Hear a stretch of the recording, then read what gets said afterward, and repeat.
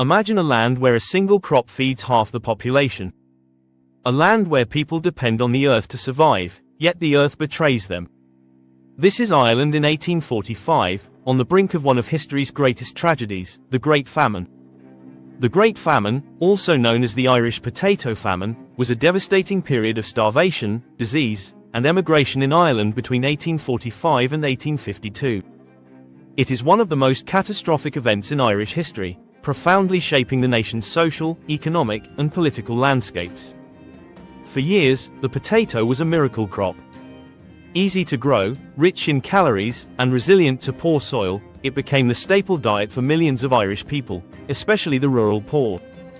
By the 19th century, Ireland's population had soared to over 8 million, with potatoes as the backbone of survival.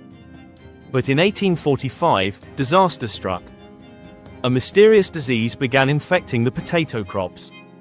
Entire fields turned to mush overnight. This was the work of Phytophthora infestans, a fungal blight that would become the Irish people's worst nightmare. Over the next 7 years, the blight returned again and again, destroying the food supply for millions. Those who relied on the potato had nothing. Starvation set in, followed by waves of disease: cholera, typhus, dysentery. Death became a daily part of life. To make matters worse, Ireland was under British rule. While Irish peasants starved, the landowners, many of whom were British, continued exporting food like grain and livestock. The cruel irony. Enough food left Ireland to feed its people, but it wasn't accessible to those who needed it most. Relief efforts were sporadic and inadequate. The British government, committed to free market principles, refused to interfere heavily. The laissez-faire policies meant that market forces, not human lives, dictated the response. For those who could, there was only one escape: emigration.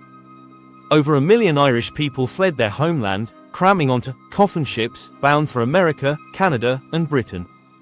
The journeys were perilous. Many didn't survive. Those who did carried their grief and resilience across the world. The numbers are staggering: over 1 million people dead.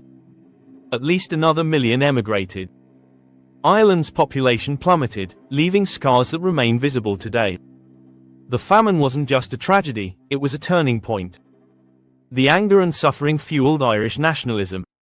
Movements for independence grew stronger, as people demanded an end to British rule and the injustices that had deepened their suffering. So, what have we learned? The Great Famine teaches us the dangers of over-reliance on a single crop.